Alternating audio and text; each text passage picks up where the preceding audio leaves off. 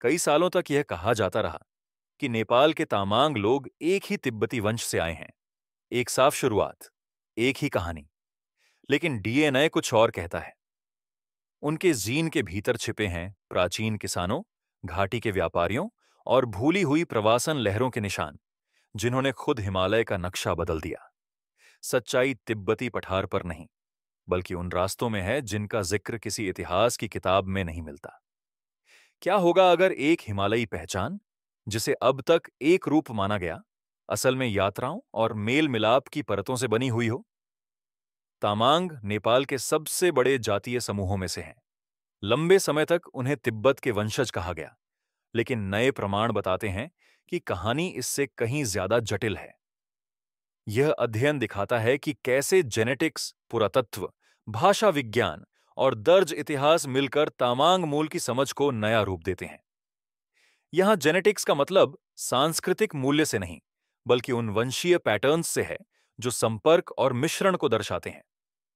Admixture यानी अलग अलग जनसमूहों का मिलना, जबकि प्राचीन डीएनए ऐतिहासिक मानव अवशेषों से मिला आनुवंशिक पदार्थ है। अगर अलग अलग साक्ष्य एक ही दिशा में इशारा करें, तो पारंपरिक उत्पत्ति कथा का कौन सा हिस्सा पहले टूटेगा?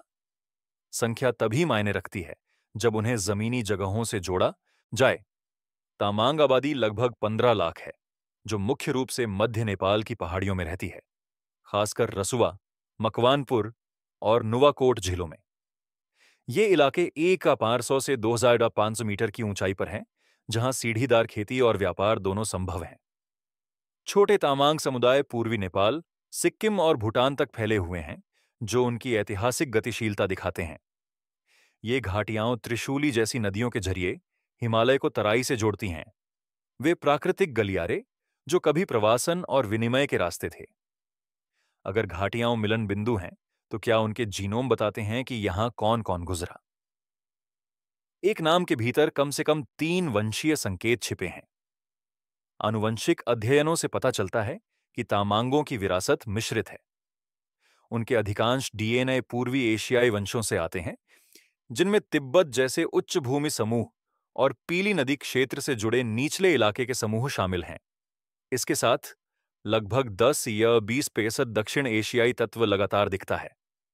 ये अनुपात डेटा सेट और तरीकों के अनुसार बदलते हैं, इसलिए ये अनुमान है, अंतिम सत्य नहीं। शेरपा की तरह लगभग शुद्ध उच्च ऊंचाई वाली तिब्बती आनुवंशिकता के बजाय तामांगों में बार बार हुए संपर्क और मिश्रण के संकेत हैं। यहां जेनेटिक्स पहचान नहीं, बल्कि जनसंख्या इतिहास का वर्णन करता है। अगर वंश पहले से मौजूद थे, तो बड़े पैमाने पर मिश्रण कब तेज हुआ? समय की तिथियां रास्तों को परिकल्पना में बदल देती हैं। जेनेटिक डेटिंग बताती है कि तामांगों में बड़े एडमिक्सचर की घटनाएं लगभग 1000 से 1300 साल पहले हुईं, यानी उस मध्यकाल में जब व्यापार और साम्राज्य ने हिमालयी घाटियों को पहले से ज्यादा जोड़ा। ये आंकड़े सरकम प्लाटो मॉडल से मेल खाते हैं, जिसमें पूर्वी एशियाई जनसमूह सीधे पठार पार नहीं करते, बल्कि उसके चारों ओर से उत्तर पूर्व भारत और म्यांमार के रास्ते नेपाल के मध्य तक पहुंचते हैं। यह विश्लेषण डीएनए मॉडलों पर आधारित है, न कि प्रत्यक्ष पुरातात्विक साक्ष्यों पर, लेकिन यह ज्ञात सांस्कृतिक मार्गों से मेल खाता है। समय का मिलान बताता है कि यह संपर्क उस युग में हुआ जब पहाड़ और घाटियां एक व्यापक नेटवर्क में जुड़ने लगीं। क्या ऊंचाई के अनुरूप शरीर विकास भी यही गलियारा कहानी दिखाता है? तामांगों में ईपीएस1 जैसे ऊंचाई अनुकूलन जीन तिब्बतियों या शेरपा की तुलना में कम पाए जाते हैं। यह संकेत देता है कि उनके पूर्वज अत्यधिक ऊंचाइयों के बजाय मध्यम ऊंचाई वाले क्षेत्रों में रहे। हालांकि यह केवल आंशिक संकेत है, क्योंकि ऊंचाई अनुकूलन कई जीनों और पर्यावरणीय तत्वों से बनता है। तामांगों की जीवन शैली, सीढ़ीदार खेती और घाटी व्यापार इसी मध्य ऊंचाई वाले पारिस्थितिकी से मेल खाती है। अगर जीन एक नक्शा बनाते हैं, तो क्या भाषा वही सीमाएं दिखाती है? तामांग भाषा तिब्बती बर्मी परिवार की तामांगिक शाखा में आती है, गुरुंग और थकाली जैसी भाषाओं से संबंधित। इसमें भारी बोली विविधता है, कुछ रूपों में केवल 70% समझदारी तक, जो लंबे अलगाव और क्षेत्रीय संपर्क का संकेत है।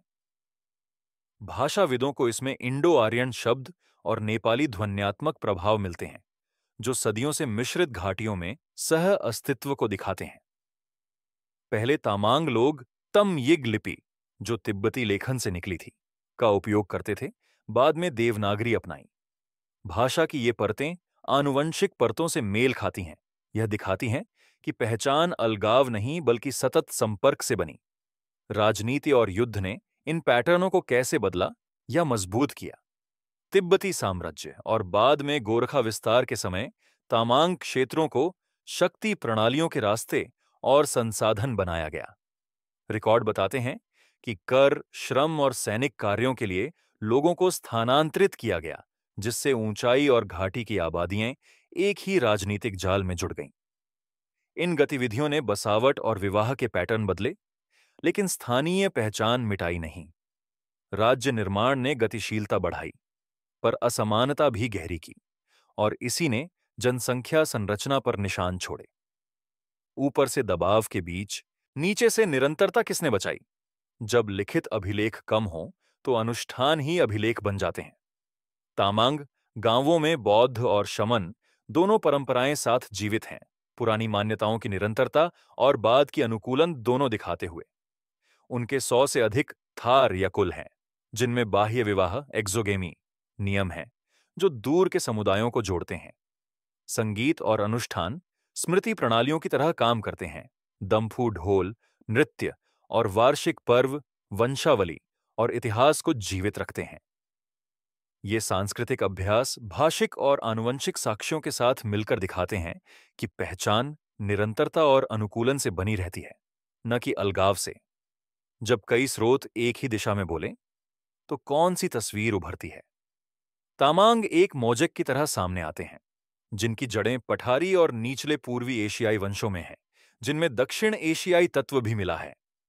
उनका इतिहास मध्यम ऊंचाइयों और गलियारों के मेलजोल से आकार लेता है।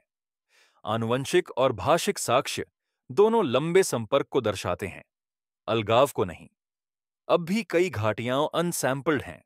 भविष्य के प्राचीन डीएनए और भाषिक अनुसंधान इन सवालों को और स्पष्ट करेंगे। अगर हिमालय दीवारें नहीं बल्कि पुल हैं, तो अगली बार कौन सी कहानी नक्शा फिर से लिखेगी?